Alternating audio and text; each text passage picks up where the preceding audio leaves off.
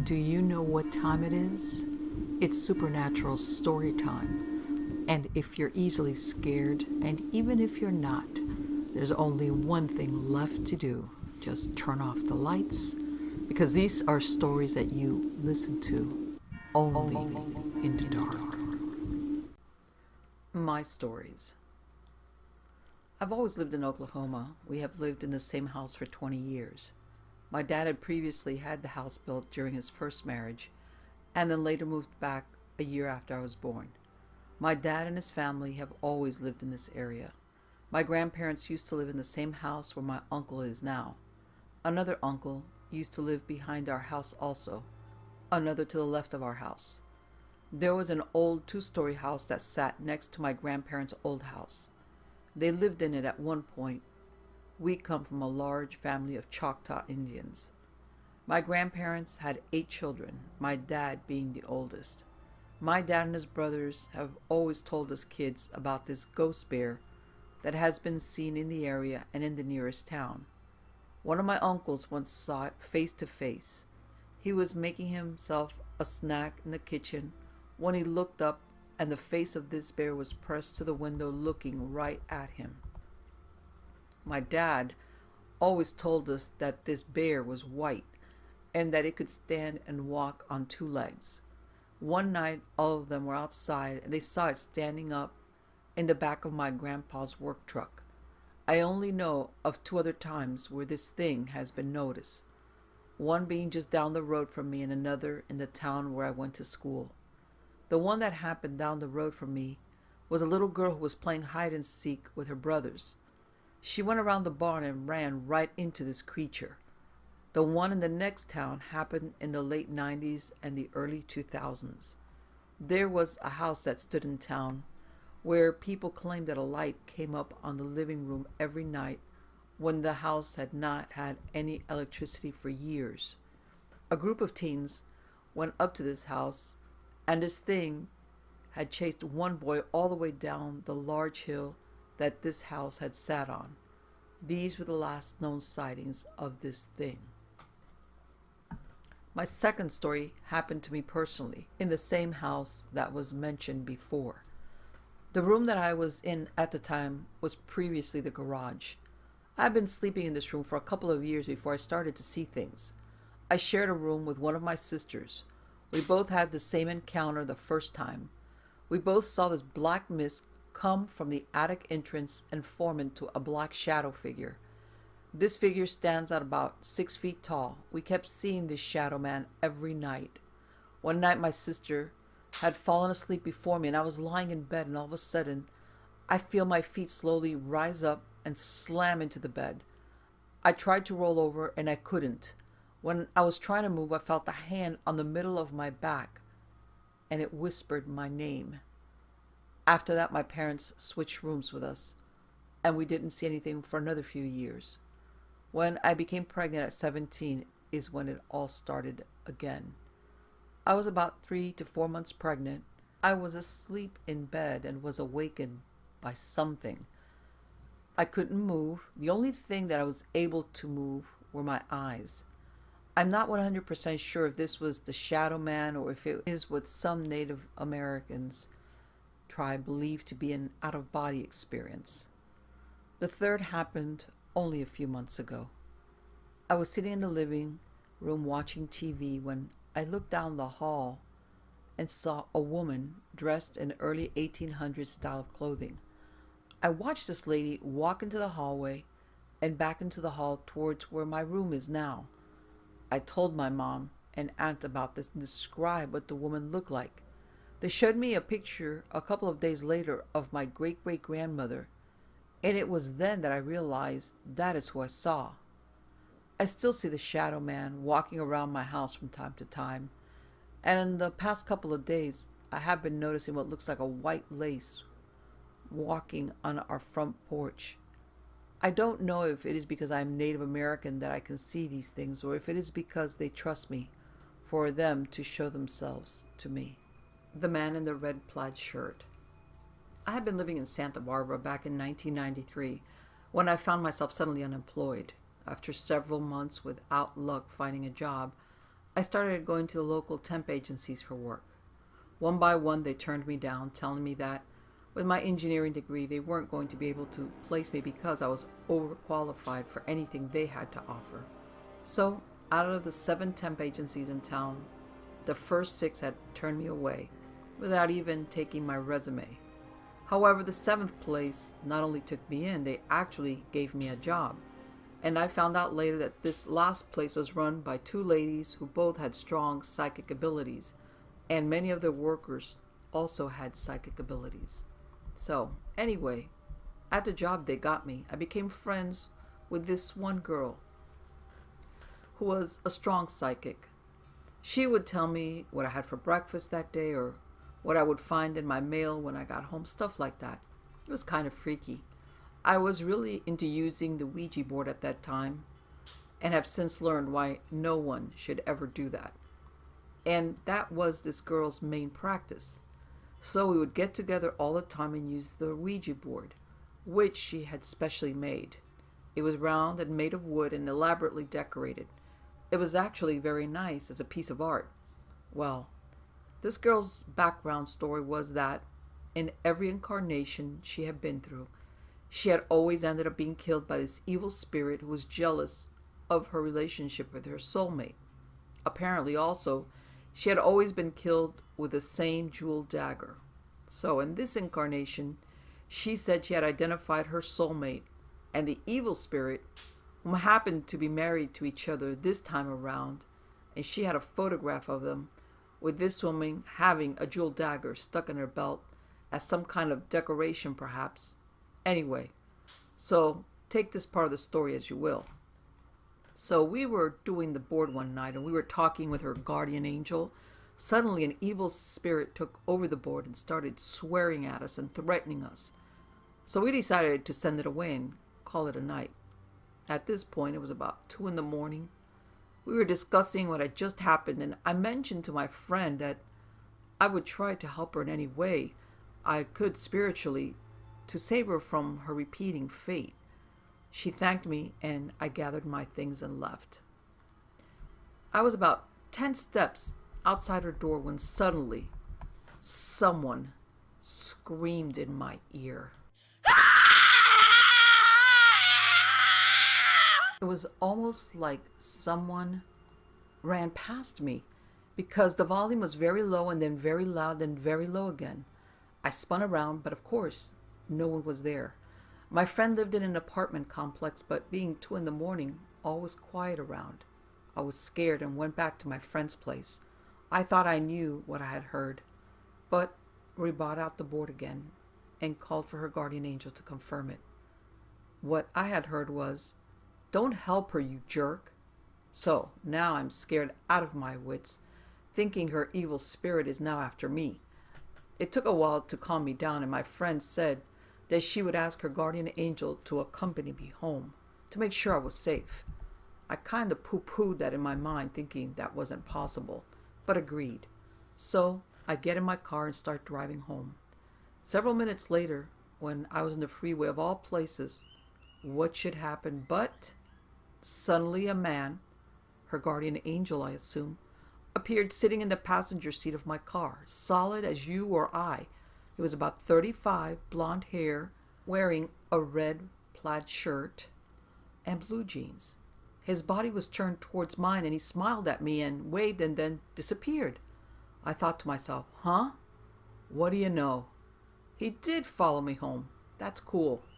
Then, when I got back to my apartment and parked my car, this man appeared again, solid as before, sitting cross-legged on the hood of my car, again smiling and waving at me. Then the next morning, as I was taking a shower, suddenly 2 eyeballs appeared in the wall of my shower and looked around, then disappeared. That freaked me out the most, but only because I was naked at the time in the shower. I assumed the eyeballs belonged to this guardian angel. So, nothing bad happened to me in regards to the evil spirit, and I never saw the red plaid man again. Many people ask me, weren't you scared when he showed up in your car when you were going 70 miles an hour? And I say, no, actually a sense of peace and calm came over me each time he appeared, and I knew that I was safe with him. It was a very interesting experience. The Ghost of Buffalo Ridge.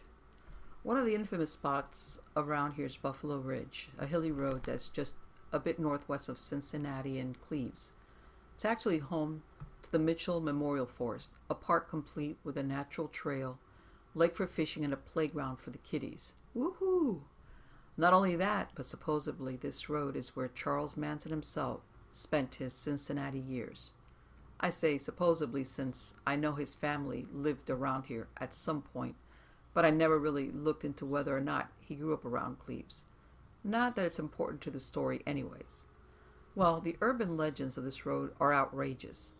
Stories range from being chased across the road at night by white vans to phantom cars from failed gang initiations, an evil dog with glowing green eyes, ghosts that run across the road searching for their missing parts for all eternity, and most importantly, the crematorium. You see, the urban legends say this road was the site of a corrupt crematorium that dropped bodies out in the woods, blah blah blah. And now supposedly bodies are still out there somewhere. Well, in high school, I actually had an English teacher who told me that one time he and his friend drove down there, pulled over, and just happened to open a random barn door for whatever reason, and found chickens hanging from the ceiling on chains and their blood being collected on leaves below. So they ran back to their car, and of course, Gravedigger or some other monstrous truck comes tearing out of a driveway and chases him all the way out of Cleves. Now that's excitement. That's all well and good, but as soon as I found out from personal research, there was never a crematorium there. What is there to this day, however, is the ruins of Cincinnati's first planetarium hidden in the woods. Back in 1911, it appears that the Chamber of Commerce building burnt down and 6 people died, and they decided to repurpose the building materials and took out the stones and dumped them out there, hoping to build a planetarium. This was in the 1930s. However, they ran out of money, and what was left behind was just a lot of debris and ruins, which, as time went by, people changed it from the planetarium to the crematorium. Despite this research, I still wanted to have my own encounter with whatever or whoever was out there. So I went with a couple of my friends that were new to the area over to Buffalo Ridge. These friends being my old friend Jonathan, who's the same age as me and grew up in Indiana, and Kay, his now new girlfriend, I think. Well, we get there about 9 p.m. when the sun was close to setting all the way, and as usual, I have them park down the road a bit near another road, the name of which slips my mind, and walk back up to a no dumping or will own your butt sign, behind which is a trail leading down the woods and into the ruins of the old planetarium. Being the loser who loves to tell the local history that I am, I was talking pretty loudly about the area while Kay and Jonathan walked behind me. Both carried a couple of flashlights to see better in the thick woods, and I just toughed it out in front. Oh yeah, I'm a real man. I try. Anyways, we come to what I can only describe as the foundation of the building. A bunch of bricks and torn metal in the hillside is all I got. We sat down and started chatting it up about whatever, and a good 30 minutes passed. Jonathan and I were discussing mainly things like whether we should go get those tiny fries at Steak and Shake or an even manlier jug of root beer at the Jollies Up in Fairfield. Around then, Kay started mumbling about how the air changed or something to that degree. So in hopes to see something spooky, I climbed down into the foundation of the old planetarium and took Jonathan's flashlight so I could navigate walking around the fallen stones and whatnot. At one point, I remember Kay saying we should get going, and by then I had already made my way to the other side of the rubble and was wanting to look around some more. But Jonathan didn't like making her nervous, so I agreed to climb back out. So being the nice guy I am, I started to make my way back across the rubble. At this point, I shined my light back up the wall I had climbed down to see Kay and Jonathan when I saw it. A man I couldn't really make out from where I was approaching the two of them, so jokingly I shouted, "Hey, better tell that guy that we aren't sacrificing babies, or drug dealers sacrificing babies, and went back to my climbing across the rubble. Eventually, I made it up the wall and no one was freaking there. Annoyed, I walked back up the trail to Buffalo Ridge and found Kay crying while Jonathan hugged her. Aww. So I asked what happened to our guest, when Jonathan starts ranting on and on about how this dude just totally came out of nowhere, walked right up to me, and vanished, which made our heads spin. From then on, we were pretty static, running back to the truck with Kay frightened while Jonathan was excited and I was pissed. I wanted a ghost to walk up to me and disappear, and I didn't even see it since I was walking over some flippin' stones and whatnot. Never again will I look where I'm going. Okay, bad idea. So finally, the story has become one of the only real stories about ghosts we've got to talk about. But it's a fun story nonetheless. The old house. I was in the Navy and living ashore at Norfolk, Virginia in the early 70s. It was an old 2-story house. The main floor had a kitchen, dining room, and living room. The second floor had a master bedroom that was nearly half the size of the house, a smaller bedroom, and a bath. One day, I was in the master bedroom folding laundry. People came and went all the time. I had a couple of roommates and they had friends, so the doors were seldom, if ever, locked.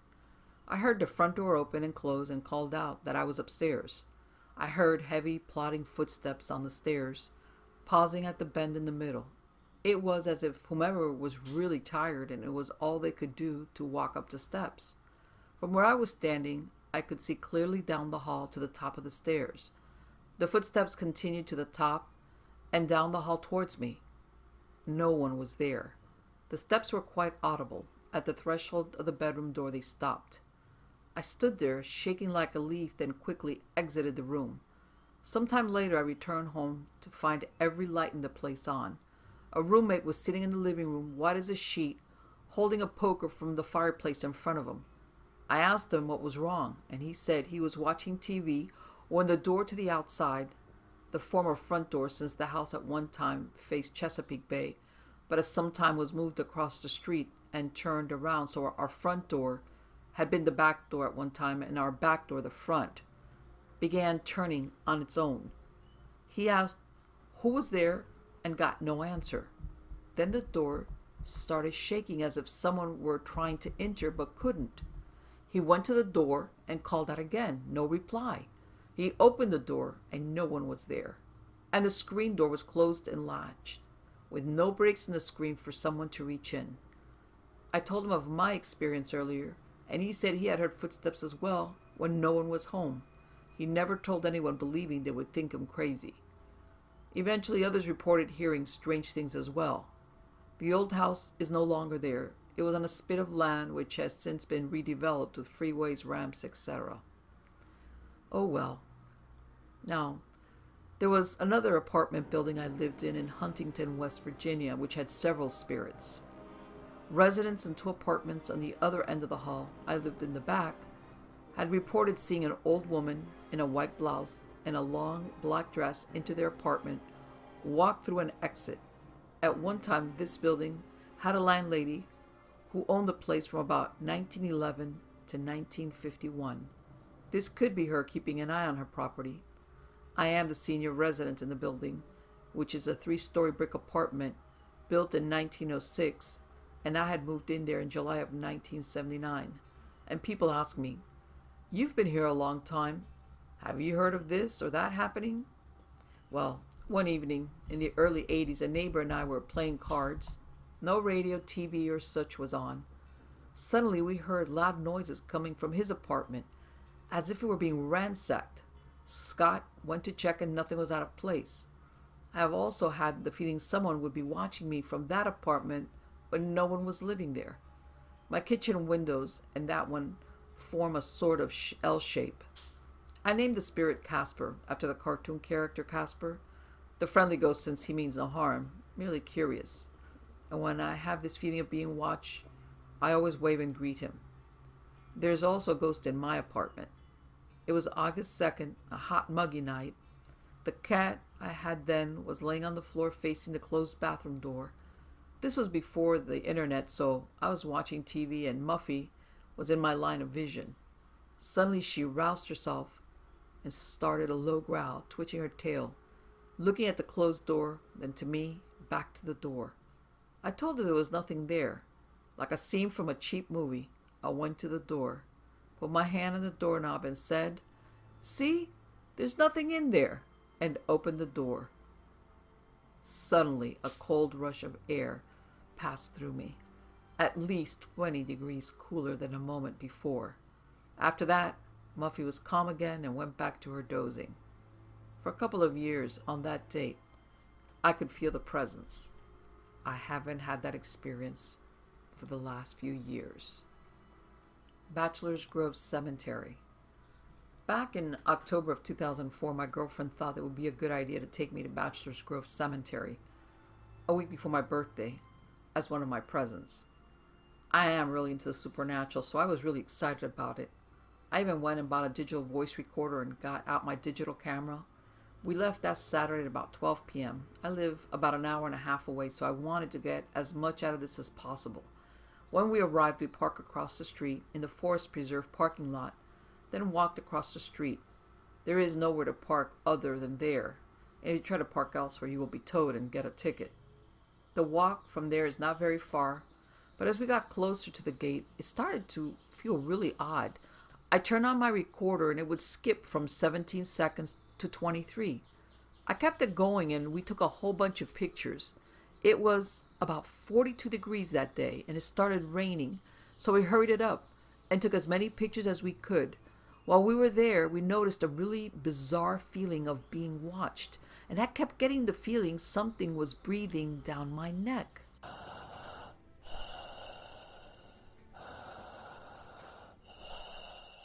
We decided to leave after being there about 20 minutes. It was creeping us out, and we were the only ones there. I left the recorder going till we got to the end of the trail leaving the grounds. Once we got to the car, I replayed all of our footage. I almost literally had a heart attack at what I heard.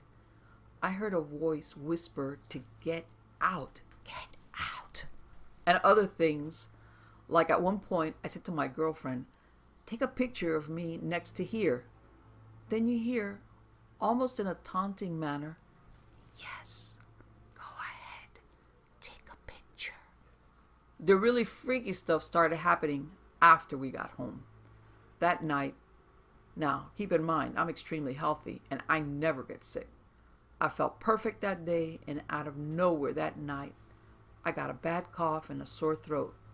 There is no way possible I could get that sick for being in the cold, dressed as warm as I was for 20 minutes. Anyway, the next morning when my girlfriend came over, I was worse. I had a fever of about 101, and I had been having diarrhea. I was so sick I could barely move. She brought her laptop over and we viewed the pictures together. We got a couple of things on camera. We got a picture of a man by a fallen tree, a full-body apparition of a woman floating, holding what looked to be flowers. Lots of other pictures were of faces and white mist. After that ordeal, things got worse. About a month after that, we moved into an apartment together, and after only 2 months, we were in a car accident. A month after that, she lost her job for no reason, followed by me losing mine. No matter how many interviews we went on, we could not find a job. That whole year was bad luck. We got sick all the time with flu bugs and had problems with our apartment. We lost our place after barely a year. We had to move in with my parents, and it was months before we found work again. I really believe the cemetery had something to do with it, because before that we were happy and healthy. I will never go back there again. My friends want to, but I tell them they are nuts. There is something more to that place than people think. I never believed in curses or anything like that until that happened. Things have gotten a little better for us, but not perfect. It's been 2 years. I still have my voice recordings and pictures, and I listen to the strange voices still. To all of you ghost hunters out there, I would highly recommend you never go there. That place is haunted and a good fine, but it's better to just leave those spirits in peace. They obviously don't want people there. The Oxford Light. Here in southwestern Ohio, perhaps the most known ghost story is The Light. It's the most cliche story ever told, and I've heard several variations of it from all over the country. It's especially hard for me to take this story seriously since it comes straight from a college town, which are full of shenanigans. Well, to get to my point, here's our local version of a light story. This haunting comes from just outside Oxford. The story goes that two forbidden lovers would meet up a certain driveway along the road. The girl took her father's car and pulled out to the end of the road and flashed her lights 3 times to signal to her boyfriend to come over. One night, as he began coming down the road, a young boy was riding his bicycle on the road. The boyfriend, riding a motorcycle, didn't see the boy until it was too late. Both the boy and the boyfriend died. The girl later hung herself in the barn, of which only remnants remain. It is said that if you go to the spot where the girl would flash her lights and flash your lights 3 times towards the road, you can see small flashing red lights, like the reflectors off a bicycle, and then a motorcycle headlight coming down the road. Some have even reported seeing many flashing lights, like at the scene of an accident after the headlights disappears. Well, what's not to love? So for the longest time, my friends and I have been investigating this story. First, we had trouble finding the correct road. Then, for well over a year, we apparently had the wrong spot on the road. In another version of the story, the girl supposedly haunted her house also on this road, but it was burnt down. We actually found some burnt remains, but nothing I honestly think that was the real house. Just a barn with a tasteful rope hanging from a broken rafter. But finally, a friend explained to me that the way it works is you park in front of the still inhabited house on the road and flash the lights, not this empty lot we were going to. This made me awfully suspicious, so last Thursday night, my friend and I decided we were going to beat this myth. I grabbed my video camera, 2 walkie-talkies, and we made a plan. My friend Tony would drive, and I would get out of the car and station myself further up the road. Then Tony would get in position and flash the lights while the video camera recorded everything he saw, and I'd radio him if I saw any cars coming. We gathered the equipment and headed out. After a stop at a Burger King, we made it to Oxford Milford Road at about 9:50 p.m., which is lined with country houses and other places I thought for sure would be an obstacle. But once you're far back on that road, it's pretty dark. The houses are all downhill and covered in bushes, with few house lights on, as far as I can remember. We pulled up to the correct spot and flashed our lights. Sure enough, and much to my disbelief, there it was. A single bluish-white light seemed to actually make its way down the road. I mistook it for a car and cried out, "Hey Tony, there's a car coming. Turn your car back on. We don't want an accident." Well, luckily he knew better. This light just faded in and out from on top of the hill, perhaps a yard away from our car, never actually coming down at us. I fumbled with my video camera the whole time. The oddest thing that Tony pointed out to me was that the light was straight ahead of us, and yet our car's windshield showed a reflection that looked like headlights when passing behind trees, or as Tony described it, like it's underwater. Well, the light faded away and we drove up the road looking for clues, and immediately drove back. However, this time we pulled into a driveway and turned around to face the direction the light would be coming from, only to find the light was already shining back at us before we even turned off our engine, or even our headlights. It was odd though. The light was incredibly bright. This was obviously no idiot with a flashlight pulling our leg, and yet I was incredibly suspicious. So I gave out a war cry, and Tony charged our chariot towards the light to find nothing. Up the road, we saw a car coming, so finally I realized, okay, there must be a reflection. That's it. Cars that are coming down the road must be reflecting off something. That's it. I'm a genius. So I hopped out of the car and stood to the side of the road. Tony circled back around to the correct spot and shut the car off. He flashed his lights and we waited. He reported nothing. Then finally, I saw some headlights coming down the road and expected Tony to radio with, "Hey Alex, there's lights." But nothing. Really, a big truck with monster headlights straight out of a Stephen King novel was gunning down the road and eventually turned off of it, but Tony saw nothing but darkness. So, hopping back into the car, we drove around looking for anything. Eventually, we both realized there was a light behind us and thought it was a car. We were wrong. Tony realized what I thought was a car behind us had the watery glow, so he pulled over. Again, this light faded in and out and just seemed to hover brightly about a yard away from us. It was then I realized something. I didn't see just the bluish-white light, but also a yellow light that blinked, like a turning signal. So again, I was convinced this was a car returning to their home. Hell, we weren't even in the designated spot to flash our lights. It was like it followed us this whole time. So we drove off to the correct spot, and out of curiosity, we flashed our lights while the engine was on. This time, nothing happened, so we finally left. The next day, I had a friend at Miami University in Oxford hit the library for me. He ran into a librarian who had an entire manila folder full of people who saw the light. And yet there are no records of a motorcycle accident or a house burning down. Hell, the librarian lived in Oxford for 30 years and claimed she never even heard of an ambulance going down that road. So, that leaves me with this. The footage of a so-called magic light around an event that never took place. But then, ask yourself, what is it that haunts this road and that so many people have witnessed throughout the years? The haunted basement. I grew up in a house in Indiana. One day, my mother, my brother Chuck, and I were in the living room. It was late evening and we were watching TV when a loud noise startled us. It was like a loud clanging sound coming from down in the basement. We had a really musty old basement. Half of it was a dirt floor crawl space that opened into the poured concrete part of the basement. It was just a storage area full of old paint cans, fishing tackle, tools, storm windows, a big freezer that usually held a whole hog and a side of beef we'd picked up twice a year to live off of. There was a sump pit that the washer drained into, and the furnace and hot water heater were down there. The ceiling of it was just the exposed floor joists of the ground floor room, one of which we were sitting in when we heard this loud clanging noise from the basement. Startled, we went down to see what was going on. The stairs had no backs, just the treads, no risers.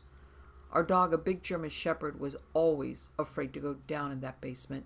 She'd almost pitch a fit to have to go past that door to get out in the backyard. But there we were, me and Mom and Chuck, standing on those open back basement stairs, looking at the cement floor, where a single horseshoe was lying. The cement was chipped where it hit. It was spray painted silver. We had a silver pair and a red pair for playing horseshoes, and these were real ones. They were heavy. We kept them hanging on a pair of nails driven into one of the exposed floor joists. As we stood there, the second silver one fell onto the first. That was startling, freaky, weird. Just as it happened, I saw a whitish line shoot up from the horseshoe already on the floor. Nobody else saw it, but to me it looked like some kind of shape reached up and tapped the other one, sort of like looking at a thin man sideways. I can remember us talking back and forth about how maybe it was running through the dining room to the stairs and it might have knocked it off the nail. But we were on the stairs when it fell, and the nail it fell from was still just like it ought to be. A big 10-penny nail stuck in it at about a 45-degree angle. The horseshoe would have had to have walked up the nail and gotten themselves over the big nail head. My brother was taller than the rest of us and grabbed the nail to see if it was loose or could be twisted. It was tight as ever. We hung the silver ones back up, the same nail they fell from, and went back upstairs. I think we spent the rest of the evening waiting to hear if they were going to fall again or not. They never fell again that I know of, and it has been a month since anyone has played horseshoes. So, they've been on that nail a long time.